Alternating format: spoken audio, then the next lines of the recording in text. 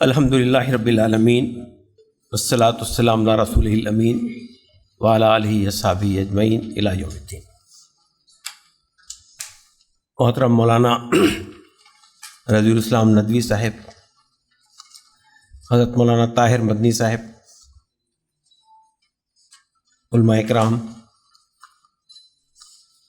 میرے لیے واقعتاً یہ سعادت کی بات ہے کہ بالعموم یہاں موجود نئے فارغین مدارس کے درمیان کچھ باتیں رکھنے کا موقع مل رہا ہے۔ میں جس موضوع پر گفتگو کر رہا ہوں، آج کے حالات میں اس کی اہمیت، افادیت اور اس کے تعلق سے کیا چیلنجز ہمارے سامنے اس وقت ملک میں درپیش ہیں، اس سے واقف ہونا بے انتہا ضروری ہے، اور اس کے ساتھ ساتھ اس کے تدارک کے لیے جو کوششیں ہو رہی ہیں اور جو ہونی چاہیے اس سے بھی ہمیں واقف ہونا چاہیے، اس لیے کہ آنے والے وقتوں میں میرے نزدیک یہ مسئلہ خاصی اہمیت اختیار کر جائے گا۔ آپ جانتے ہیں کہ ہندوستان میں جب انگریز آئے تھے تو انہوں نے یہاں جو قوانین مسلم دور حکومت میں رائج تھے، یک کے بعد دیگرے ان کو ختم کرنا شروع کیا۔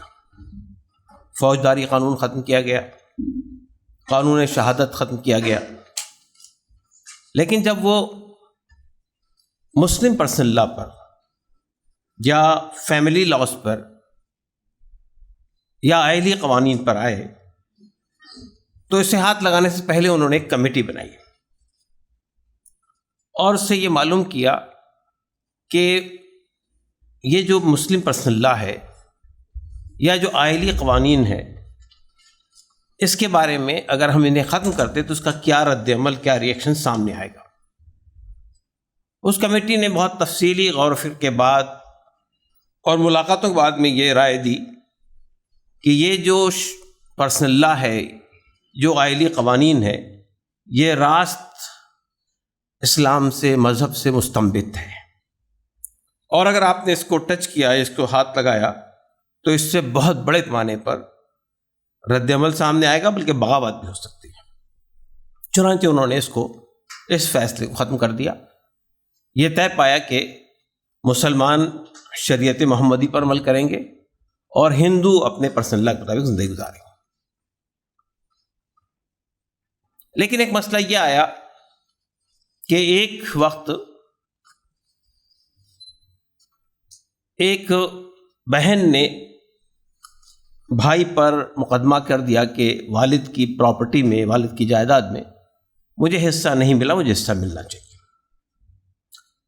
بھائی نے یہ بات کہی عدالت میں کہ میں فلاں ہندو قبیلے سے تعلق رکھتا ہوں اور میں نے اسلام قبول کیا ہے، اور ہمارے قبیلے کے اندر کا عرف اور رواج یہ ہے کہ اس میں باپ کی پراپرٹی میں بہن کے لیے کوئی حصہ نہیں ہوتا ہے۔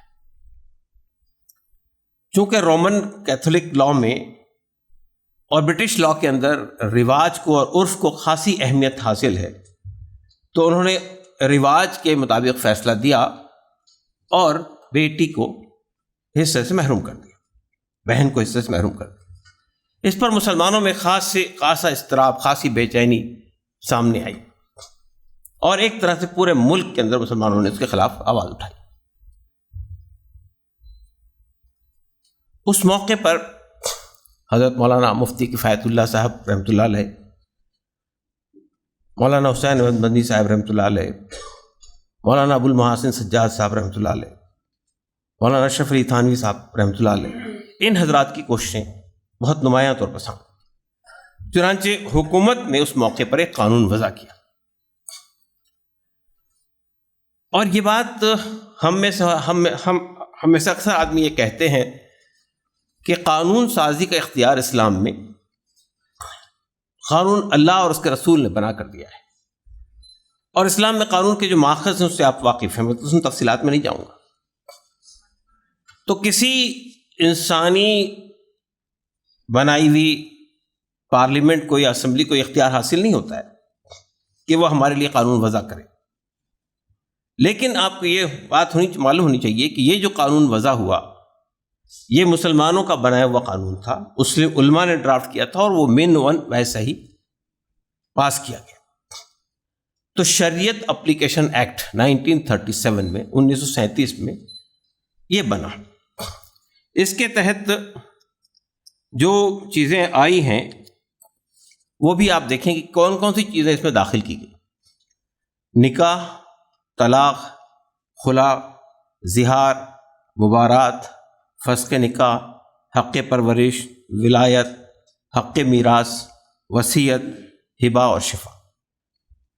اس کے بارے میں یہ بات آئی کہ اگر دونوں فریق مسلمان ہوں تو ان کے معاملات شریعت محمدی کے مطابق حل کیے جائیں گے۔ ہندوستان کی آزادی کے بعد اس قانون کو علی حالیہ قبول کر لیا گیا۔ اس کے ساتھ ساتھ ہندوستان کے دستور میں ایک اور بنیادی حق تسلیم کیا گیا تمام شہریوں کے لیے بشمول مسلمانوں کے، اور وہ ہے آرٹیکل 25 دفعہ 25، جس میں یہ کہا گیا کہ ہر شخص کو، ہندوستان میں رہنے والے ہر شخص کو عقیدے اور ضمیر کی آزادی ہوگی، اور اسے بنیادی حق تسلیم کیا گیا۔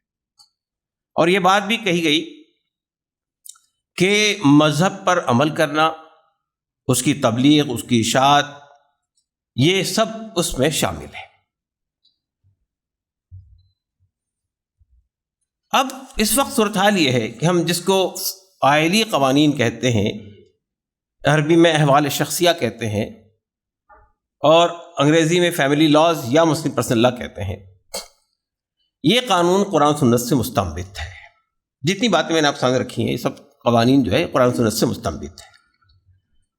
ہم یہ جانتے ہیں کہ جس طرح نماز پڑھنا ہمارے لیے فرض ہے، زکوٰۃ دینا فرض ہے جن پر زکوٰۃ واجب ہوتی ہے، اسی طرح سے قانون شریعت پر عمل کرنا بھی ہمارے لیے ویسا ہی اہمیت رکھتا ہے۔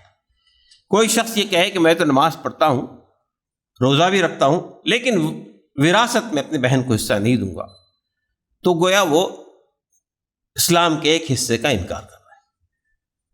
قرآن مجید نے آپ جانتے ہیں کہ یہودیوں کے بارے میں کہا تھا فَتُؤْمِنُونَ بِبَعْضِ الْكِتَابِ وَتَكْفُرُونَ بِبَعْضٍ، یہ لوگ کتاب کے ایک حصے پر ایمان لاتے ہیں اور ایک حصے کا انکار کرتے ہیں۔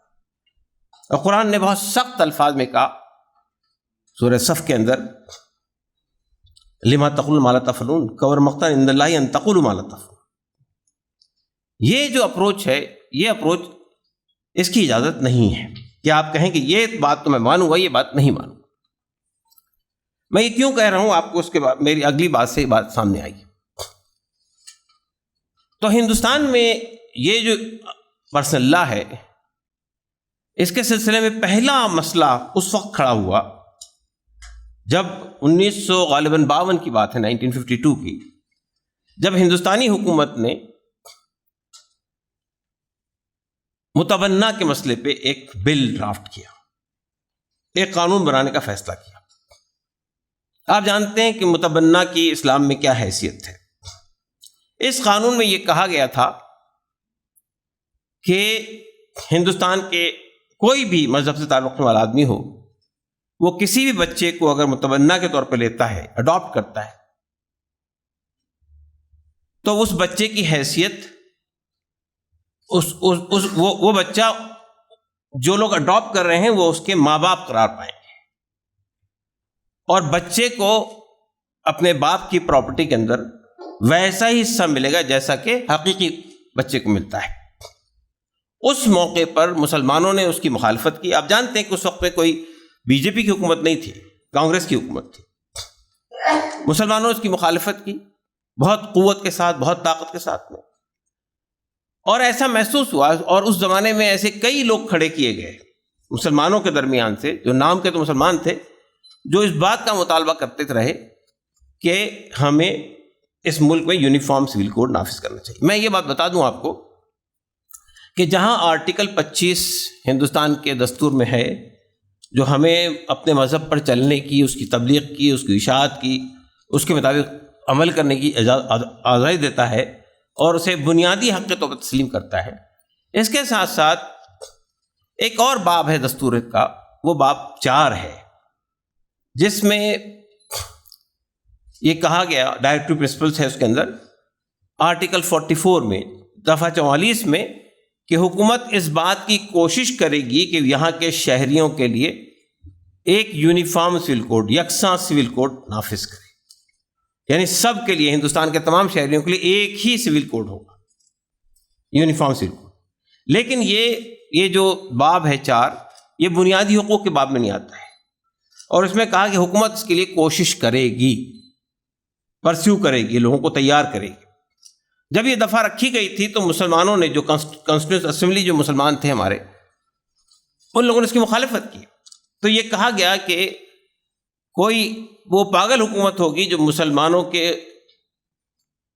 یعنی خواہشات کے خلاف اس طرح کا قانون لائے، لیکن یہ بہرحال یہ دفعہ اس دستور کے اندر موجود ہے۔ اور اسی کا حوالہ دیتے ہوئے بعض لوگوں نے، مسلمان نام رکھنے والے بعض لوگوں نے بار بار یہ مطالبات شروع کیے تھے کہ اس ملک میں یونیفارم سول کوڈ نافذ کرنے کی کوشش کرے حکومت۔ چنانچہ اس موقع پر حکومت نے بھی بالواسطہ طریقے سے اس طرح کا اندیا دیا تھا کہ وہ بھی دلچسپی رکھتی ہے۔ یہ سب حالات پیدا ہوئے تو اس موقع پر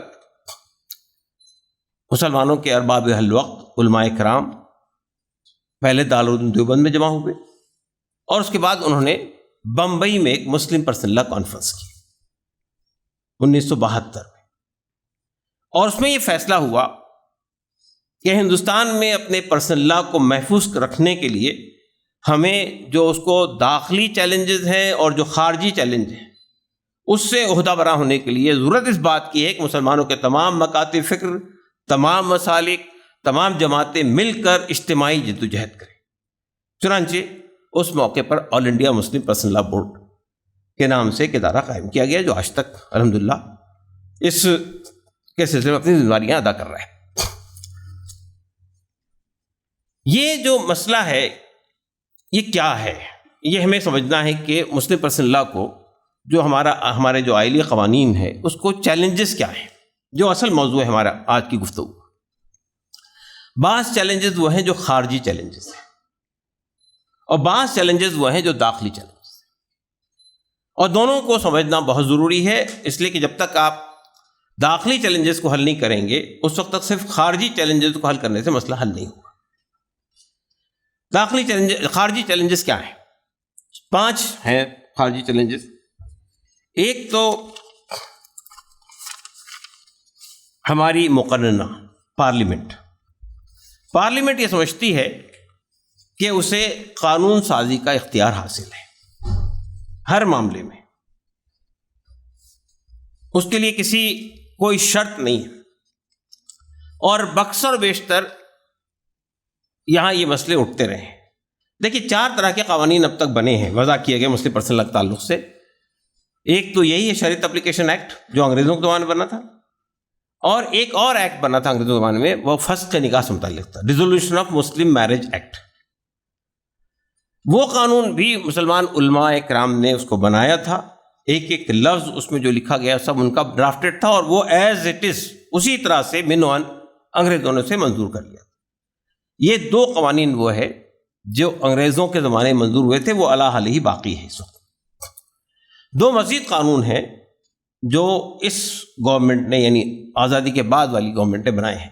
ایک قانون وہ ہے جو مسلم مطلقہ ایکٹ سے متعلق ہے۔ آپ کے علم میں ہوگا شاہ بانو کی تحریک چلی تھی، نفقہ کا مسئلہ تھا، سپریم کورٹ نے ایک فیصلہ دیا تھا، اس کے خلاف مسلمانوں نے پورے ملک میں تحریک چلائی تھی، اور راجیو گاندھی کی گورنمنٹ نے ایک قانون منظور کیا نفقہ مطلقہ۔ وہ قانون بھی علماء نے دیکھا تھا، لیکن اس میں کچھ علماء کو کچھ چیزوں پہ اعتراض تھا، یہ چیزیں داخل نہ کی جائے۔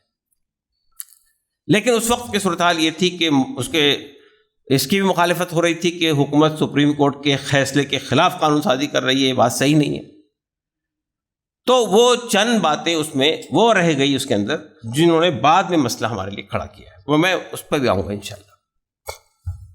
اور آخری میں بھی یہ قانون بنا ہے ٹرپل طلاق سے متعلق، 3 طلاق سے متعلق، جو مودی صاحب نے بنایا۔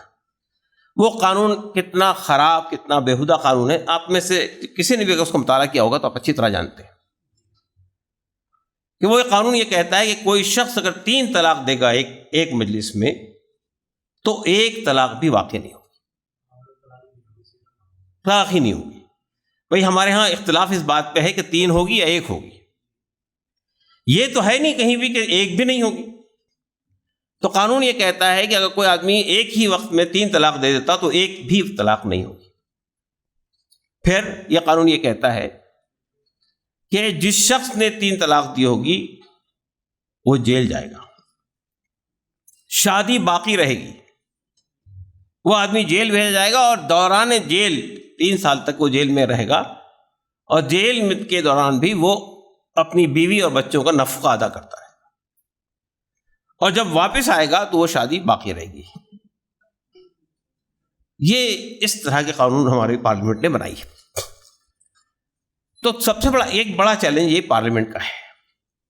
اس وقت ہمارے سپریم کورٹ میں ایک شخص اشونی اپادھیائے جو بی جے پی کے پہلے اسپوکس مین ترجمان ہوا کرتے تھے، انہوں نے تقریباً 5 مقدمات سپریم کورٹ میں ڈالے ہیں الگ الگ شقوں پر۔ تو ایک مسئلہ ہے ہماری مقننہ کہ وہ یہ سمجھتی ہے کہ ہم کو قانون سازی کا اختیار حاصل ہے، اس میں کسی قسم کی کوئی شرط نہیں ہے، مسلمانوں کے مطابق بھی ہم قانون سازی کر سکتے ہیں۔ دوسرا مسئلہ جو ہے ہمارے لیے وہ ہے عدلیہ کا۔ دیکھیے عدلیہ میں جب مسلمانوں سے متعلق کوئی مسئلہ جاتا ہے تو دیکھیے عدلیہ کے سلسلے میں ایک بات سپریم کورٹ میں ایک فیصلہ پہلے ہو چکا ہے کہ جو ریلیجیس ٹیکسٹ ہیں، جو مذہبی کتابیں ہیں، اس کی تشریح اور اس کی تعبیر کا حق ہم کو نہیں ہے، بلکہ اس مذہب کے ماننے والے علماء یا اسکالر اس کی جو تشریح کریں گے وہ ہم مینول لے لیں گے۔ لیکن سپریم کورٹ نے کبھی اس پر عمل نہیں کیا۔ وہ یہ سمجھتا ہے، اس کے ہمارے ججز یہ سمجھتے ہیں، تو سپریم کورٹ ہو یا ہائی کورٹ، وہ سمجھتے ہیں کہ ہم کسی بھی کتاب کی تشریح تعبیر کر سکتے ہیں، اس کے لیے کسی اور اتھارٹی کی ضرورت نہیں ہے۔ چنانچہ بعض طلاق سے متعلق بعض فیصلے ایسے ہوئے ہیں جو عجیب و غریب ہیں۔ مثال کے طور پہ بہاءالاسلام، جسٹس بہاءالاسلام نے آسام میں ایک طلاق کے مقدمے میں فیصلہ دیتے ہوئے یہ کہا کہ آپ جانتے ہیں کہ سورہ نساء میں خوشگوار زندگی سے متعلق بعض باتیں کہی گئی ہیں کہ اگر عورت و مرد کے درمیان ناچاقی ہو جائے تو کیا کیا کرنا چاہیے۔ بستر الگ کر دیجئے، ہر کسی سرزنش کی اجازت دی گئی ہے۔ پھر یہ کہا گیا کہ ایک شخص، ایک فرد عورت کی طرف سے، ایک فرد مرد کی طرف سے تحکیم کی کوشش کرے، آربیٹریشن کی کوشش کرے، اگر وہ مسئلے کو حل کر دے تو اس کو مسئلہ حل ہو جائے گا۔ یہاں طلاق کا کوئی ذکر نہیں ہے۔ تو جسٹس بہاءالاسلام نے اپنا فیصلہ دیتے ہوئے یہ کہا کہ چونکہ اس معاملے میں طلاق سے پہلے تحکیم نہیں کی گئی تھی، اس لیے یہ طلاق واقع نہیں۔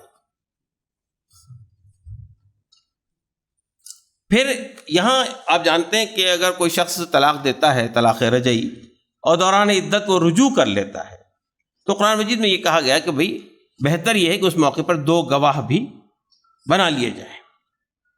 تو اورنگ آباد کے ایک جج نے یہ فیصلہ دیا کہ انہوں نے طلاق دی، لیکن 2 واپس جب عورت کو یعنی طلاق دی تو اس وقت 2 گواہ نہیں بنائے، اس لیے طلاق واقع نہیں ہوئی۔ تو یہ جو انٹرپریٹیشن کا پرابلم ہے کہ عدالت نے اپنے طور پہ فیصلہ کرتی ہے کہ اس کا مطلب کیا ہے۔ مثال کے طور پہ ابھی یہ ٹرپل طلاق سے متعلق مقدمہ، 3 طلاق سے متعلق مقدمہ جو سپریم کورٹ میں زیر بحث تھا، مسلم پرسنل لاء بورڈ نے اور جمعیت علماء نے پوری طاقت اور قوت سے اس میں اپنا موقف رکھا۔ ایک بات اور میں آپ سے کہنا چاہتا ہوں، چونکہ آپ علماء اکرام ہیں، مختلف مسالک سے آپ کا تعلق ہوگا۔ دیکھیے ایک ایسے ملک میں جہاں پر اسلامی نظام حکومت نہیں ہے اور ایک باطل حکومت ہے یا ایک غیر مسلم حکومت حکمرانی کر رہی ہے، اور ہر آن ہمیں ہماری شریعت کے اوپر میں طرح طرح کے حملے ہوتے ہیں، تو اس موقع پر ہمارے مسلکی اختلافات کو اتنا نہیں بڑھنا چاہیے کہ اس کا فائدہ وہ عناصر اٹھا لیں، اور ہمیں ایک دوسرے کے مسلک سے استفادہ کرنے میں بھی ذرا سا وسعت قلبی کا مظاہرہ کرنا چاہیے۔ مثال کے طور پر میں بتانا چاہتا ہوں آپ سے کہ مفقود الخبر کا ایک مسئلہ ہے ہمارے یہاں، آپ جانتے ہیں اس معاملے میں حنفی مسلک یہ کہتا ہے کہ وہ عورت کب تک انتظار کرے گی؟ بتائیے کیا کہتا ہے حنفی مسلک؟ 90 سال تک انتظار کرے گی۔ اب آپ سوچیے یہ 90 سال تک وہ عورت کیا انتظار کرے گی، اس بعد کیا ہوگا؟ مالکی مسلک یہ کہتا ہے کہ 4 سال تک انتظار کرنا ہوگا، اور ہمارے اکثر علماء نے ہندوستان کے اندر مالکی مسلک کو ترجیح دی ہے۔ لیکن مولانا قاضی مجاہد اسلام قاسمی رحمۃ اللہ علیہ فرماتے تھے کہ اگر نکاح کے مقاصد فوت ہونے کا اندیشہ ہو تو 4 سال بھی انتظار کرنے کی ضرورت نہیں، اس سے کم وقت میں بھی عورت کو نکاح کو فسخ کر کے عورت کو شادی کرنے کی اجازت دی جا سکتی ہے۔ یہاں جو مسئلہ ہمارے ہاں زیر بحث تھا سپریم کورٹ میں اس لیے یہ بات لا رہا تھا آپ کے سامنے، اب بتانا چاہتا ہوں۔ وہاں یہ مسئلہ تھا کہ ایک وقت کی 3 طلاق 3 ہوگی، حنفی مسلک اس پر عامل ہے، اور ہم نے پوری لڑائی لڑی ہے حنفی مسلک سے،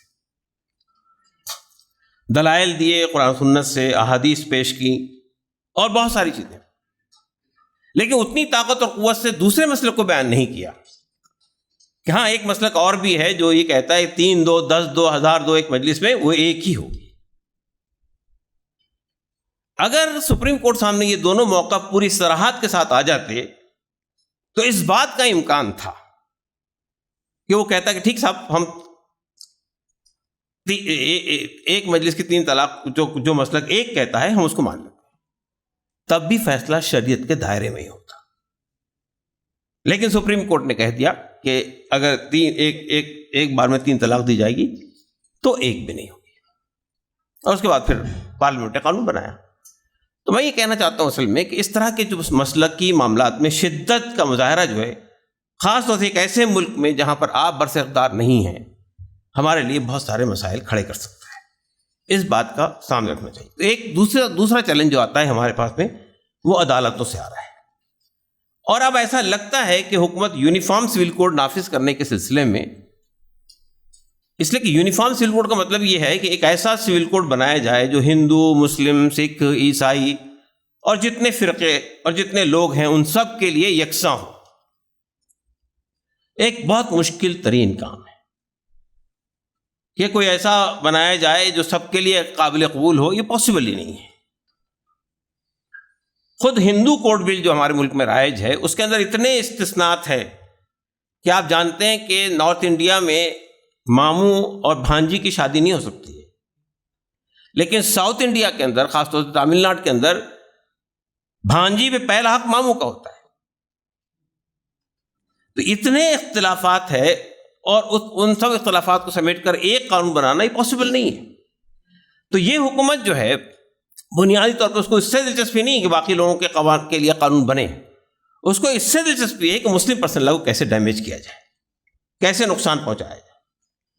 چنانچہ اس وقت میں سپریم کورٹ میں اشونی اپادھیائے نے 5 پٹیشن داخل کیے ہیں طلاق کے طریقے کے سلسلے میں، مرد کو ہی کیوں اختیار حاصل ہو طلاق دینے کا، عورت کو کیوں نہیں اختیار حاصل ہو طلاق دینے کا، وراثت کے سلسلے میں کہ اسلام کا جو قانون وراثت ہے وہ صحیح نہیں ہے، مرد اور عورت کے درمیان تفریق کرتا ہے،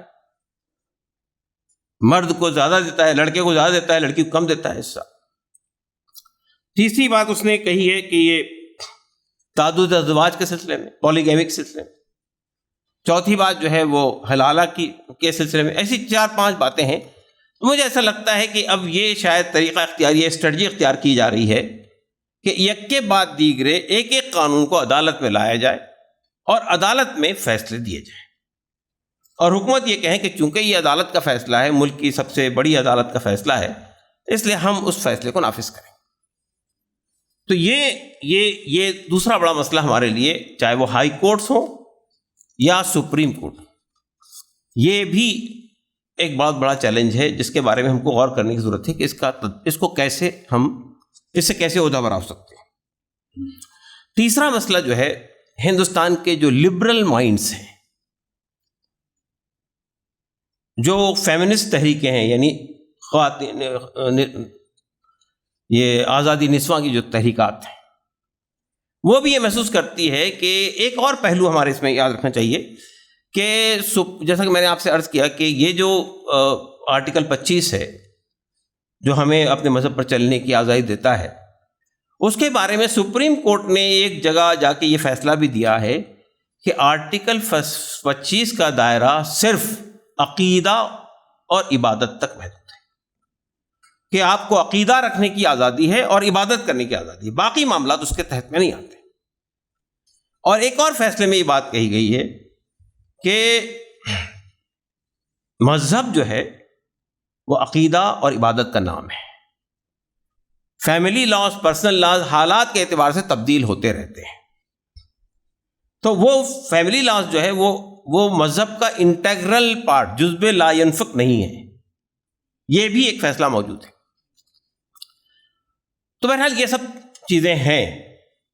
تو اب ہمارے ہاں جو لبرل گروپ ہے وہ یہ کہتا ہے کہ یہ جو آپ لوگ کہتے ہیں کہ ہمارے ہاں جو چیز طے ہو گئی وہ طے حرف آخر ہے، اس میں کوئی تبدیلی نہیں ہو سکتی، ہمیں کوئی اختیار نہ حاصل نہیں، جو اللہ رسول نے طے کر دیا ہم اس میں ایک زیر زبر کی بھی تبدیلی نہیں کر سکتے۔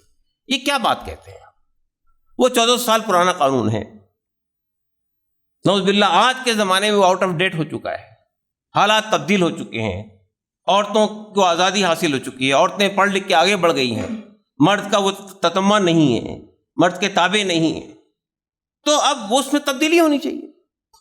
بعض چیزوں کو سمجھ میں نہیں آتی، وہ کہتے ہیں عورت پہلے زمانے میں ٹھیک ہے کہ عورت جو ہے وہ مرد کے یعنی ایک بیوی جو ہے وہ شوہر کے لیے کے سامنے مجبور تھی کہ وہی وہ اپنے نفقہ کے لیے، گھر کے ذمہ داریوں کے لیے شوہر سے پیسہ لے۔ آج وہ جاب کرتی ہے، آج خود ملازمت کرتی ہے، ہر فیلڈ میں موجود ہے، تو یہ کہ بات ہوئی کہ بھئی اس کو آدھا ملے گا اور لڑکے کو جو ہے وہ پورا ملے گا۔ یہ سب چیزیں آج کے دور میں نہیں چل سکتی، اس طرح کی بات ہمارے لبرل حضرات کی طرف سے آتی ہے۔ اسی طرح کا مسئلہ طلاق کا ہے کہ طلاق کے معاملے میں بھی ان کا یہ خیال ہے کہ یہ جو ایک طرفہ طور پہ مرد کو اختیار دے دیا گیا طلاق دینے کا، یہ صحیح نہیں ہے، اور یہ کہ یہ طلاق دینے کا اختیار نہ مرد کو ہو نہ عورت کو ہو، یہ عدالت طے کرے طلاق۔ اس طرح کی بہت ساری باتیں۔ تیسرا بڑا چیلنج ہے جو ہمارے پاس لبرل گروپ کی طرف سے آ رہا ہے، وہ لبرل گروپ دونوں جگہ موجود ہیں، معاشرے میں موجود ہیں، پارلیمنٹ کے اندر بھی موجود ہیں، جو اس طرح کی بات کہتے ہیں کہ بھی حالات کے اعتبار سے جس طرح باقی پرسنل لاز میں ہوا ہے، ہندو پرسنل لا کو اپنے جس طرح ہم نے 1965 کے اندر ہندو کوڈ بل بنایا، یا اور پرسنل لا میں جس طرح ہم تبدیلیاں کرتے ہیں، اس طرح مسلم پرسنل لا کے اندر بھی تبدیلی کرنی چاہیے حالات کے اعتبار سے۔ تو یہ چوتھا گروپ ہے تیسرا گروپ ہے جو ہمارے لیے ایک چیلنج ہے۔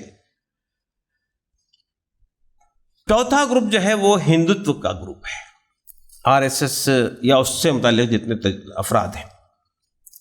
یہ بنیادی طور پہ یہ ناواقف نہیں ہے اسلام سے یا قانون شریعت سے، ناواقف نہیں ہے، وہ اچھی طرح جانتا ہے قانون شریعت کو، وہ اس کو مسخ کرنا چاہتا ہے، اس میں تبدیلی چاہتا ہے، اس کو توڑ پھوڑ کرنا چاہتا ہے۔ دیکھیے پرسنل لا سے متعلق یہ اتنی یعنی یونیفارم سول کوڈ لانے کے لیے اتنی تگودو کیوں ہو رہی ہے، اس پہ آپ غور کیجیے۔ بعض اوقات ہمیں سمجھ میں نہیں آتا ہے۔ مثال طور پہ ابھی چند دن پہلے یہاں دلی کے اندر گڑگاؤں ایک جگہ ہے قریب میں، اس میں مسجدوں کی تعداد نہیں ہے، بہت کم ہے، یا بہت ساری اوقاف کی مسجدوں پہ قبضے ہو گئے ہیں، تو مسلمان حکومت کے جو زمینیں تھی چاہے پارک کی شکل میں، وہاں نماز پڑھتے تھے، جمعے کی خاص طور سے ایک لمبے عرصے سے پڑھ رہے تھے اور انتظامیہ کی اجازت سے پڑھ رہے تھے، لیکن اس پہ ہنگامہ ہوا۔ آپ جانتے ہیں، آپ نے سنا دیکھا ہوگا اخبارات وغیرہ میں، خوب ہنگامہ ہوا، اس کو روکنے کی کوشش کی گئی اور ظاہر ہے اس پہ بڑی حد تک قدغن لگا دیا گیا۔ کچھ جگہ پہ ابھی چل رہی ہے، باقی جگہ تو ہٹ گئی، کچھ مسئلہ عدالت میں بھی پیش نہیں کرے۔ تو بعض لوگ سمجھتے ہیں کہ یہ لوگوں کو پسند نہیں آ رہا ہے کہ یہ مسجد کے بجائے پارک میں نماز پڑھے، حالانکہ وہ کسی کی ذاتی جائیداد پہ نماز نہیں پڑھ رہے تھے، سرکاری زمین پہ نماز پڑھ رہے تھے، اور پھر 1-1.5 گھنٹے کا مسئلہ تھا۔ سوال یہ پیدا ہوتا ہے کہ اس کی مخالفت کیوں کی جا رہی ہے؟ ہم سمجھتے ہیں کہ بھی مسلمانوں کی عبادت کی مخالفت کی جا رہی، نہیں، وہ یہ دیکھتے تھے کہ یہ جو نماز ہے بنیادی طور پر یہ کیا پیغام دیتی ہے پبلک۔ غیر مسلم جو گزرتے ہیں چلتے پھرتے، وہ یہ دیکھتے ہیں کہ مسلمانوں کی نماز کے سامنے کوئی بت نہیں ہے، کوئی تصویر نہیں ہے، ایک خدا کے سامنے جھک رہے ہیں، عاجزی کر رہے ہیں، ایک امام کی اتباع میں سجدہ کرتے ہیں، رکوع کرتے ہیں، ایک ڈسپلن قسم کا مظاہرہ ہوتا ہے، ایک بات۔ دوسرا سب سے بڑا مظاہرہ جو ہوتا ہے، ایک ہی صف میں کھڑے ہو گئے محمود و ایاز، کہ غریب ہو، امیر ہو، چپراسی ہو، افسر ہو، چھوٹا ہو، بڑا ہو، ذات پات سے بے نیاز ہو کر ایک صف میں کھڑے ہو جاتے ہیں۔ یہ ایک ہندو سائیکی کو جو برسوں سے دبایا جا رہا ہے، پسا جا رہا ہے، کچلا جا رہا ہے، اچھوت مانا جاتا ہے، جس کو دیکھنے کے لیے روادار نہیں، جس کا کھانا کھانے کے لیے روادار نہیں، اس کی سائیکی پر، اس کی نفسیات پہ جو غیر معمولی اثر پڑتا ہے اسلام کا۔ آپ کی کوئی تبلیغ کرنے کی ضرورت نہیں، آپ کا عمل خود ایک بڑی تبلیغ کا مظاہرہ کرتا ہے۔ تو یہ پوری مخالفت اس لیے ہو رہی تھی کہ یہ اندر پڑے کمرے کے، باہر نماز نہ پڑھے۔ تو اس مسلم پرسنل لا کی مخالفت کی وجہ یہ ہے کہ ہمارا تمام تر کچھ، ہماری جو آئیڈینٹی ہے، ہمارا جو تشخص ہے، وہ اپنے آپ تبلیغ کرتا ہے اسلام۔ تو یہ گوارا نہیں ہے۔ تو یہ جو ہندوتو عناصر ہے، جو آج کے زمانے میں بہت تحریکیں چلا رہے ہیں، رام مندر کی تحریک چلائی، اس سے پہلے آرٹیکل 370 کو انہوں نے دفع کیا، ختم کروایا، اور اب ان کی پوری طاقت و قوت اس بات پہ لگی ہے کہ یونیفارم سول کوڈ اس ملک میں نافذ کیا جائے۔ تو یہ 5 عناصر ہیں، اور چھٹی چیز میں نے بتایا دستور ہند ہے، جس کے اندر آرٹیکل 44 موجود ہے، جو بار بار پنچ کرتے رہتا ہے حکومت کو بھی، سیاسی پارٹیوں کو بھی، کہ آپ یہ کیا بات ہے بھئی، آرٹیکل 44 کیوں نہیں لا رہے ہیں آپ۔ ڈائریکٹو پرنسپل جو ہے، اگر آپ اس کو پڑھیں گے تو ڈائریکٹو پرنسپل میں کیا چیزیں ہیں، صرف آرٹیکل 44 نہیں ہے، صرف دفعہ 44 نہیں ہے، ایسی کئی دفعات ہیں۔ جب کانسٹیٹیوشن اسمبلی دستور بنا رہی تھی، دستور ساز کمیٹی، تو بہت سارے خواب تھے، بہت سارے چیزیں تھیں کہ کیسا ہونا چاہیے ملک، تو جن پر اتفاق نہیں ہو سکا، کنسنسس نہیں بن سکا، ان کو ڈائریکٹو پرنسپل میں ڈال دیا گیا۔ اچھا ٹھیک ہے بھائی، آئندہ دیکھا جائے گا، سوچیں گے۔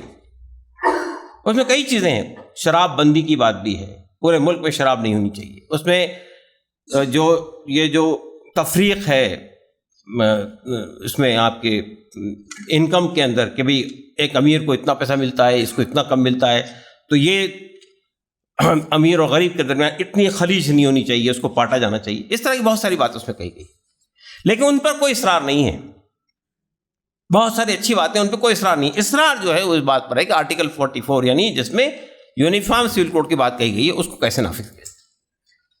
بہرحال یہ تو چیلنجز، خارجی چیلنجز تھے۔ اب ہمیں داخلی چیلنجز پہ آنا چاہیے۔ دیکھیے داخلی چیلنجز کیا ہے، اور یہ جو ہمارے غیر مسلم برادران وطن جو شریعت سے ہمارے اس کی پرسنل لا کی شریعت کی مخالفت کرتے ہیں، اس کی 2 وجہ ہیں خاص طور پر۔ ایک تو ان میں سے اکثریت اس سے واقف نہیں ہے۔ جب ہم کو یہ بتاتے ہیں کہ صاحب جو اللہ تعالیٰ کا حکم ہے، اس حکم میں ذرہ برابر تبدیلی کا اختیار خود اللہ کے رسول صلی اللہ علیہ وسلم کو بھی حاصل نہیں ہے۔ ہماری حیثیت تو دور کی بات ہے، خود رسول خدا کو اختیار حاصل نہیں کہ جو فیصلہ اللہ تعالیٰ نے کر دیا حرام و حلال سے متعلق یا کسی معاملے میں، اس میں رسول اکرم صلی اللہ علیہ وسلم کو بھی اختیار حاصل نہیں ہے۔ اور جو معاملہ جو خدا اور رسول کا جو فیصلہ ہے، اس میں ہم کوئی حرف، اس میں ایک زیر زبر کا بھی اضافہ نہیں کر سکتے۔ یہ بات ہمیں پوری طاقت و قوت سے غیر مسلم برادران وطن کے سامنے رکھنی چاہیے۔ وہ یہ سمجھتے کہ یہ کیا طریقہ ہے بھئی، آپ نے 14 سال پرانا قانون ہے، اس پہ آپ عمل کر رہے ہیں۔ آپ کو یہ بتانا پڑے گا کہ اسلام کا جو قانون شریعت ہے، اور خاص طور سے عالی زندگی سے تعلق جو قانون شریعت ہے، اس کی کیا معنویت ہے، اس کی کیا افادیت ہے، وہ کتنا قانون فطرت سے قریب ہے، یہ بات ہم کو سمجھانی پڑے گی۔ یہ جو ہم نے اپنے الگ الگ خول بنا لیے کہ وہ الگ ہیں، ہم الگ ہیں، کوئی انٹریکشن نہیں ہو رہا ہے، کوئی بات چیت نہیں ہو رہی، کوئی مکالمہ نہیں ہو رہا ہے، یہ بھی ایک بہت بڑا روڑا ہے کہ ہم آج تک اتنے سال سے ہم کہتے ہیں کہ ہم نے 800 سال حکومت کی، 1000 سال حکومت کی، لیکن ہم قانون شریعت کی، اسلام کی جو معنویت ہے، اس کی جو اہمیت ہے، اس کی جو افادیت ہے، وہ کتنا قانون فطرت کے مطابق ہے، یہ چیز ہم اب تک کمیونیکیٹ نہیں کر سکے اپنے بھائی کو۔ یہ بھی ایک بہت بڑا مسئلہ ہے جس پہ ہمیں غور کرنا چاہیے۔ ایک بات تو یہ ہے، کچھ لوگوں کے پاس نہیں، عدم واقفیت کا مسئلہ ہے، غلط فہمیوں کا مسئلہ ہے، کچھ لوگوں کے پاس ناقص واقفیت ہے، وہ بھی ایک بڑا مسئلہ ہے۔ تو یہ جو مسئلہ ہے، یہ سب خارجی چیلنجز اس کو دور کرنے میں آئے گا۔ لیکن داخلی چیلنجز کیا ہے؟ خود ملت احکام شریعت سے واقف نہیں ہے، خود ملت اسلامیہ کو معلوم ہی نہیں ہے کہ قانون شریعت کیا ہے، بہت سارے لوگ یہ سمجھتے ہیں کہ طلاق ایک بار میں نہیں ہوتی، جب تک 3 بار طلاق نہ کہا جائے طلاق واقعی نہیں ہوتی۔ آپ کو معلوم ہونا چاہیے بہت سارے لوگ جب جاتے ہیں کہ وکیل کے پاس میں اپنی بیوی کو طلاق دینا چاہتا ہوں، تو وکیل وہ کہتا ہے اس سے کہ 3 طلاق دو، یہ معاملہ ختم ہو جائے۔ مجھے ہمیں یہ سمجھانے کی ضرورت ہے کہ 3 طلاق جو ہے ایک بار کی طلاق بھی کافی ہے۔ اگر آپ نے 1 طلاق دی اور آپ نے رجوع نہیں کیا عدت کے دوران، طلاق بائن ہو گئی، معاملہ ختم ہوا۔ لیکن یہ لوگ سمجھتے ہیں کہ جب تک 3 طلاق نہیں دی جائے طلاق واقع نہیں ہوتی۔ تو ایک مسئلہ یہ ہے کہ ہم امت کو واقف کرائیں قانون شریعت سے، اور اس کے احکامات کے پیچھے جو حکمت کار فرما ہے اس کو بھی بتانے کی ضرورت ہے کہ حالت طہر میں کیوں طلاق دینی چاہیے، عدت کا لحاظ کیوں رکھا جانا چاہیے، یہ سب باتیں سمجھانے کی ضرورت ہے۔ عامت الناس کو واقفیت نہیں ہونے کی وجہ سے بھی بہت سارے غلط فیصلے وہ کر لیتا ہے۔ دوسرا مسئلہ یہ کہ لوگ واقف ہونے کے باوجود بھی احکام شریعت سے اس کی خلاف ورزی کرتے ہیں۔ مثال کے طور پر یہ جو مسئلہ ہے کہ وراثت میں بہن کا اور بیٹی کا حق نہ دینا، اس کی وجہ یہ نہیں ہے کہ لوگ واقف نہیں ہیں اس سے۔ اتر پردیش میں ایک قانون ہے، آپ کے علم میں ہوگا، اتر پردیش میں جاگیرداری ایکٹ کے تحت ایک قانون بنا تھا، اور وہ قانون یہ تھا کہ جو زرعی جائیدادیں ہیں اس میں بیٹی کا حق نہیں، حصہ نہیں ہوگا۔ اور آج بھی وہ قانون باقی ہے۔ بہت مشکلوں کے بعد ہم اس کے ایک حصے پر کو ختم کرانے کامیاب ہوئے۔ اس قانون کا سہارا لے کے ہمارے پاس یہ مثالیں موجود ہیں کہ بعض علماء کرام بھی اس قانون کی روشنی میں اپنی بیٹیوں کو زرعی جائیداد میں حصہ نہیں دیتا۔ تو یہ جو مسئلہ ہے کہ قانون شریعت سے واقفیت کے باوجود بھی آپ حصہ نہیں دے رہے ہیں، تو ایک بہت بڑا گناہ کر رہے ہیں، ایک دین کے ایک حصے کا انکار کر رہے ہیں۔ تو یہ دوسری بات ہے جس کو آپ کو بتانا پڑے گا۔ تیسرا مسئلہ جو ہمارے اس میں ہے کہ اسلام میں جو عورت کا مقام و منصب ہے، عورت لونڈی نہیں ہے۔ اگر آپ کسی لڑکی سے شادی کر کے گھر میں لا رہے ہیں تو ملازمہ کے طور پہ نہیں لا رہے ہیں، خادمہ کے طور پہ نہیں لا رہے ہیں۔ قوامیت کے بارے میں بھی جو ہمارا ذہن بیٹھا ہوا ہے کہ قوام کا مطلب یہ کہ ہم ڈکٹیٹ کریں گے، ہر چیز طے کریں گے، یہ صحیح نہیں ہے۔ ایک درجہ صرف یہ ہے کہ گھر کے میں حرف آخر کون ہوگا، معاملات پیدا ہو جائیں تو حرف آخر کس کی بات مانی، یہ تو ہر جگہ کا اصول ہوتا ہے، ہر مجلس میں، ہر تنظیم کے اندر کوئی ایک آدمی حرف آخر ہوتا ہے۔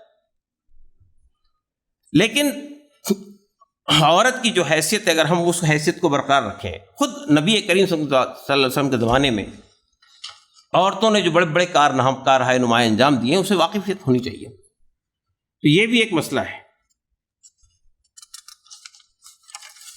تدارک کے میں چند باتیں میں آپ سامنے رکھوں گا۔ پہلا مسئلہ تو یہ ہے کہ ہمیں مسلم پرسنل لا بورڈ اس پہ عمل کر رہا ہے، لیکن ظاہر ہے کہ جتنا بڑا مسئلہ ہے اور جتنی طاقت اور قوت ساتھ اس کو کرنا چاہیے اس پر اس طرح عمل نہیں ہو رہا۔ مثال کے طور پہ ہم نے ایک تفہیم شریعت کمیٹی بنائی ہے۔ تفہیم شریعت کمیٹی اس کام کے لیے ہے کہ جو دانشور حضرات ہیں، چاہے وہ مسلمانوں میں سے ہو یا غیر مسلموں سے ہو، یا جو وکلا حضرات ہیں چاہے مسلمان ہو یا غیر مسلم ہو، ان کو شریعت کے جو احکامات ہیں اس کی مصلحت کیا ہے، اس کی افادیت کیا ہے، اس کی حکمت کیا ہے، یہ واقف کرانے کے لیے اسلام کا قانون طلاق اور فسق جو ہے وہ کیا ہے، کیوں مرد کو یہ اختیار دیا گیا ہے، خلا کو عورت کو جو اختیار دیا گیا اس کی کیا نزاکتیں ہیں، یہ سب باتیں ہم کو تفصیل کے ساتھ میں ان کے سامنے رکھنی چاہیے۔ دوسرا مسئلہ ہے اصلاح معاشرہ کا۔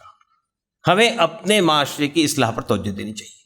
مسلم معاشرے کے اندر جو افراط تفریط ہے، شادی بیاہ کے اندر جو بہت ساری ایسی غیر اسلامی رسومات رائج ہو گئی ہیں کہ شادی آج کے زمانے میں بوجھ ہو گئی ہے، حرام طریقے سے اپنی ضرورت کو پوری کرنے کا لوگوں کو موقع مل جاتا ہے، لیکن وہ قانون کے مطابق شادی کر کے اپنے اتنی بندشیں لگا دی کہ یہ جہیز ہونا چاہیے، اتنے گھوڑے جوڑے ہونے چاہیے، فلاں ہونا چاہیے، کہ لڑکیاں بیٹھی ہوئی گھر کے اندر میں اور ان کی شادیاں نہیں ہو رہی۔ اس کی بھی ضرورت ہے۔ 2002 کے اندر مسلم پسندہ بورڈ کے ایک اجلاس میں نے ایک تجویز رکھی تھی اور اس کو مان لیا گیا تھا. میں نے یہ بات کہی تھی کہ اصلاح معاشرہ کا کام ہم صرف مسلم معاشرے میں کرتے ہیں, اور ہمارے بارے میں عام طور پہ تاثر یہ ہے اس ملک میں کہ مسلمانوں کو صرف اپنے سے غرض ہے, خود غرض قوم ہے یہ, ہمارا حصہ ملنا چاہیے حکومت کے وسائل میں, فلاں فلاں فلاں, اور اصلاح معاشرہ کا کام کر رہے ہیں تب بھی صرف اپنے معاشرے میں کر رہے ہیں. تو میں نے کہا ہمارا جو پڑوسی معاشرہ ہے وہ بھی معاشرتی معاملات میں افراد تفرید کا شکار ہے, وہاں جہیز کی لعنت ہم سے زیادہ بڑی تعداد پائی جاتی ہے, وہاں بھی اور بہت سارے مسائل ہیں. تو ہم نے اس دائرے کو بڑھایا تھا اور یہ کہا تھا کہ ہم اصلاح معاشرہ کا کام صرف مسلم معاشرے میں نہیں کریں گے بلکہ غیر مسلم معاشرے کو بھی شامل کریں گے, لیکن بدقسمتی سے اس پہ کام نہیں ہو سکا. تیسرا مسئلہ یہ ہے کہ دیکھیے ایک اور بات ہے, اگر آپ کے مسلمانوں کے درمیان کوئی تنازع پیدا ہو جائے شرعی معاملے میں تو شریعت ہمیں کیا کہتی ہے بتائیے؟ اگر کوئی اللہ اور اس کے رسول کی طرف لوٹا دو اس کو, اور وہاں سے جو فیصلہ ہو جائے اس کو قبول کر لو, اس میں کوئی تکلف تردد تحفظ نہیں ہونا چاہیے. اس کا مطلب یہ ہے آج کے زمانے میں کہ اگر ہمارے درمیان کوئی تنازع ہو جائے تو ہمیں دارالقضاء سے رجوع کرنا چاہیے.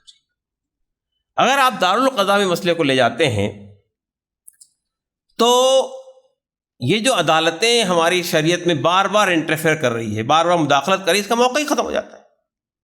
اگر آپ یہ کہیں گے نہیں صاحب میں مسلمان ہوں اور اپنا معاملہ اللہ اور رسول کے قانون مطابق دارالقضاء سے حل کرانا چاہتا ہوں, ایک تو یہ کہ دارالقضاء آپ حضرات علماء کرام ہیں, ہمیں یہ کوشش کرنی چاہیے کہ نظام قضاء ہم بالکل گاؤں تک پہنچا دیں. اس وقت امارت شریعہ بہار اڑیسہ میں اور جھارکھنڈ میں, یا امارت شریعہ آسام میں, یا امارت شریعہ کسی حد تک کرناٹک میں کام کر رہی ہے, اور بہت سارے مقامات سے all India Muslim personal law board نے دارالقضاء قائم کی ہے. لیکن یہ دارالقضائیں بہت کم ہیں, جتنی امت کی وسعت ہے اس ملک میں, جتنا پھیلاؤ ہے اس کے حساب سے یہ دارالقضائیں بہت کم ہیں. تو ایک بات تو یہی ہے کہ ہمیں نظام قضاء کو گاؤں اور دیہات تک پہنچانا چاہیے, اور کوشش یہ کرنی چاہیے کہ ہمارے تنازعات جو ہے وہ دارالقضاء سے حل کر لیے جائیں اور عدالتوں میں نہ جائیں. میں نے 1997-98 میں ایک دارالقضاء پہ اپنا پرچے کا ایک خاص نمبر نکالا تھا, تو میں نے امارت شریعہ بہار اور اڑیسہ کے دارالقضاء میں جا کے 3-4 دن وہاں قیام کیا تھا. مجھے یہ دیکھ کر تعجب ہوا اور خوشی بھی ہوئی کہ اس وقت تک 83,000 مقدمات کے فیصلے ہوئے تھے, اور اس میں سے صرف 11 مقدمات کو لوگوں نے نہیں مان کے وہ عدالتوں میں لے کے گئے تھے, صرف 11 مقدمے. اور ان 11 مقدمے میں بھی عدالت نے وہاں کی وہ پروسیڈنگز منگائی دارالقضاء سے کہ آپ نے فیصلہ جو دیا اس کی بنیاد کیا ہے, اور 11 میں سے تقریباً 9 مقدمات کو کہا یہ بھی فیصلہ ہوا بالکل صحیح ہوا. تو میں یہ کہنا چاہتا ہوں عدالت میں بھی آپ جائیں گے تو فیصلہ تو شریعت مطابق ہی ہوگا نا, پرسنل لاء سے مطابق ہی ہوگا, لیکن پرسنل لاء کا جو انٹرپریٹیشن عدالتیں کرتی ہے وہ نہیں ہوتا جو ہمارے علماء کرام کرتے ہیں. اس لیے ہمیں حتی الامکان یہ کوشش کرنی چاہیے کہ ہم اپنا مسئلہ دارالقضاء میں لے جائیں اور عدالتوں میں نہ لے جائیں. اس کی طرف ہم کو توجہ دینے کی ضرورت ہے. ایک اور چیز ہے جس کی طرف اب ہماری تنظیمیں توجہ دے رہی ہیں, وہ کاؤنسلنگ سینٹرز کا قیام ہے. دیکھیے دارالقضاء جب ہم بناتے ہیں تو دارالقضاء کے سلسلے میں بھی ایک بات یہ کہی جاتی ہے کہ دارالقضاء کے ساتھ ایک کاؤنسلنگ کمیٹی ہونی چاہیے. کاؤنسلنگ کمیٹی کا کام یہ ہونا چاہیے کہ پہلے مرحلے پہ وہ دونوں کو کسی مصالحت کے لیے آمادہ کریں, لڑکا اور لڑکی کو, اگر معاملہ شادی شدہ جوڑے کا ہے. جب یہاں پہ دارالقضاء بنا تھا دلی میں, تو اس کی کاؤنسلنگ کمیٹی کا میں کنوینر تھا. 8 مقدمے آئے تھے عدالت میں, دارالقضاء کے سامنے قاضی صاحب نے ہم کو 8 مقدمے دیے کہ اس میں کاؤنسلنگ ہو سکتی ہے تو اس کو کرنے کی کوشش کیجیے. اور مجھے خوشی ہے کہ 4 مقدمات کاؤنسلنگ سے, 4 معاملے کاؤنسلنگ سے حل ہو گئے, ختم ہو گئے. صرف 4 مقدمات میں قاضی صاحب پاس بھیجا گیا اور وہاں فیصلہ ہوا. تو یہ کاؤنسلنگ کمیٹیاں تو آپ ہر جگہ پہ بنا سکتے ہیں. جسے بہت سارے لوگ پنچایت کہتے ہیں, وہ بہت ساری باتیں کہتے ہیں کہ بہت سارے معاملات تو صرف غلط فہمی مبنی ہوتے ہیں, غصے پر مبنی ہوتے ہیں. صرف اگر آپ نے مصالحت کی, بات چیت کی, اور بات چیت سے ہی مسئلے, آدھے سے زیادہ مسئلے حل ہو سکتے ہیں.